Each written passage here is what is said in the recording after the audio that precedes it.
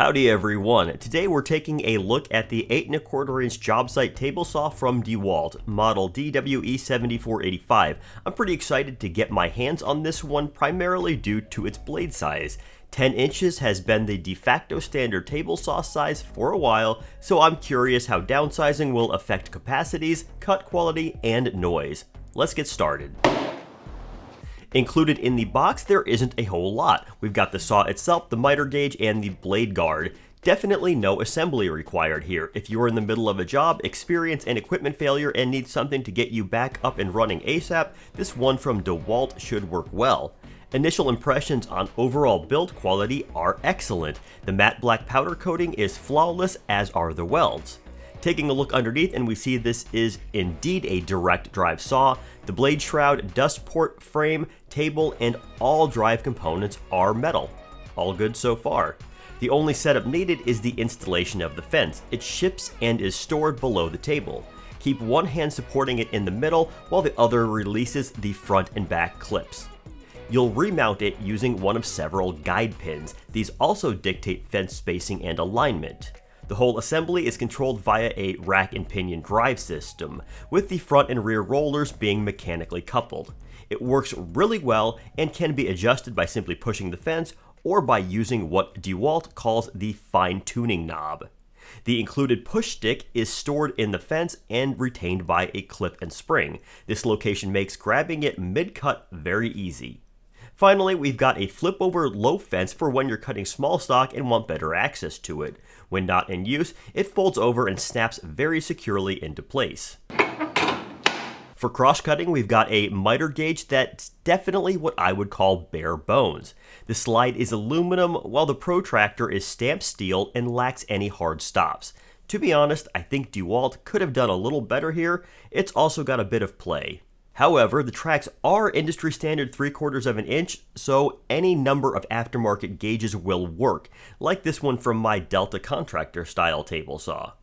The power switch is of the standard paddle variety. It also has a flip down plate that will accept a 1/4 inch lock if that's something you need to worry about. Blade height is controlled by a 2-pinion gear system that drives an adjustment lead screw. It's very smooth.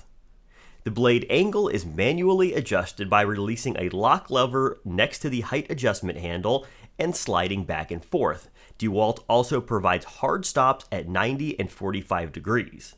The throat plate is 3 by 3¾ inch and is secured by a twist lock. Sadly, at the time of recording, I could not find any aftermarket zero clearance replacements.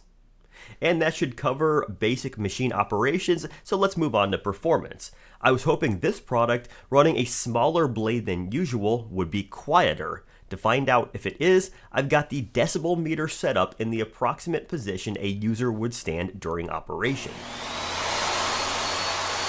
I'm seeing 98 or 99 decibels, which really isn't any quieter than a 10-inch job site style table saw and a lot louder than a belt-driven one. Before running some test cuts, I want to run through some alignment checks and adjustments. I'll start by ensuring the blade is parallel to the miter tracks.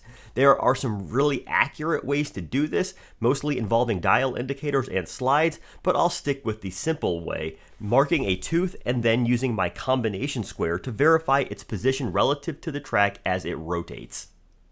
And as far as I can tell, it's good to go out of the box.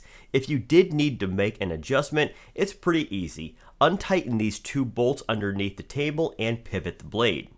We're also good to go as far as blade squareness. Here I'm making sure that when hard stopped at 90 degrees, our speed square butts cleanly up against the blade. Next, I'm seeing if the fence is parallel with the miter tracks. I'm pressing it against my speed square at the front, locking it, and then repeating at the back. Once again, no adjustment necessary. Here I've got the blade raised all the way up, and we're going to see if the ruler is reading 0. Yes sir, that's 4 for 4 without any adjustments. Finally, I do need to make a small adjustment to the throat plate so it sits flush with the table. Overall, factory accuracy is excellent with virtually no adjustments necessary. I'm really impressed so far. To handle dust collection, we've got a 2.5 inch port at the back, Connecting a wet dry vac will require a coupler. Here I've got one from PowerTech plus a reducer to 1 7/8. Being of a smaller blade size, I was curious the maximum thickness one could cut, since this would be the main limitation as opposed to a 10-inch saw. At 90 degrees, I'm measuring 2 5/8. At 45, we're down to 1 15/16. This means we should be good to go running bevel cuts on 2x lumber.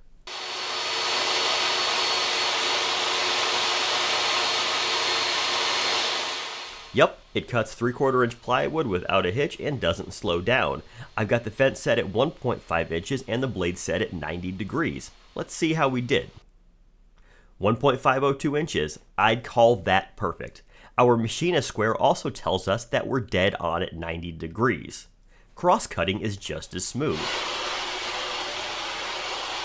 So is ripping this 1-inch thick piece of hard maple.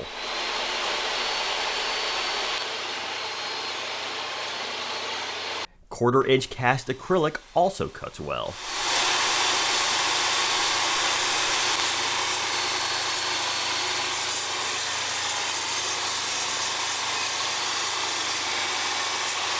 All of these cuts were done with the stock 24-tooth ripping blade. Finish quality is pretty good, but not perfect. We've got a tiny bit of tear out on the plywood and a little bit of chipping on the acrylic. To take this up a notch, I ordered a 40-tooth combination rip and crosscut blade by Freud.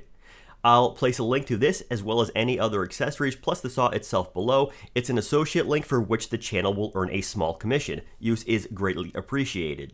Speaking of blades though, the fact that the DeWalt 7485 uses an 8 1/4 will potentially cause problems when it comes to replacements. One can go to Amazon or any hardware store and find 10-inch blades in any configuration one wants. They're everywhere. But 8.25, not so much. Choices are limited and smaller hardware stores might not have any. Changing them is relatively straightforward. The saw comes with 2 stamped steel wrenches.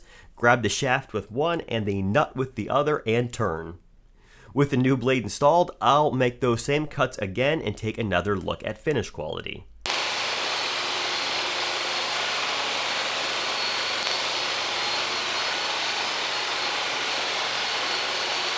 And now we're looking at close to perfection. It doesn't get much better than this right out of a saw. If you're thinking about running a dado stack on this saw, think again. We've only got room on the spindle for 2 1/8-inch blades for a total of about 1/4 inch. The included blade guard, which up until this point I haven't used, comes with its own riving knife. It auto-adjusts to your cut height as one raises and lowers it, pretty much how all modern table saws work. It also has its own dust extraction port. Kind of nice it's there, but without an overarm accessory, the hose would just get in the way of your outfeed. Swapping between this and the other riving knife is done below the table. Remove the throat plate, unscrew the retention bolt a little bit, and then press to release. While running, this saw will draw 8.2 amps. This is a reasonable number. I've seen some larger saws pull upwards of 12, which puts us in breaker tripping territory on multi-use circuits. 8.2 should be a pretty safe number so long as your breaker isn't otherwise overloaded. Finally, when we're packing up for the day, DeWalt provides storage space for all standard accessories. The miter gauge slips in the rear. The riving knife or blade guard has its own bracket on the right side of the machine. And of course, the fence stores underneath the table in exactly the same place we removed it from earlier. I also picked up the DeWalt folding table saw stand, mostly because Amazon had a Prime Day bundle. If you're looking for an easy way to transport, store, and quickly set up a workstation, this is a good choice. It's really stable and kind of made for this saw. It's easy to wheel around, stands upright for storage, and then unfolds in about 10 seconds so one can get to work quickly. Overall, I think this is a great saw, and DeWalt knocked it out of the park. Its only 2 disappointments are the fact that it's no quieter than larger 10-inch job site saws, and the fact it really can't take a dado stack. Otherwise, it's extremely well built, and from the factory, accuracy is outstanding. Okay, that's all I had today. Take care.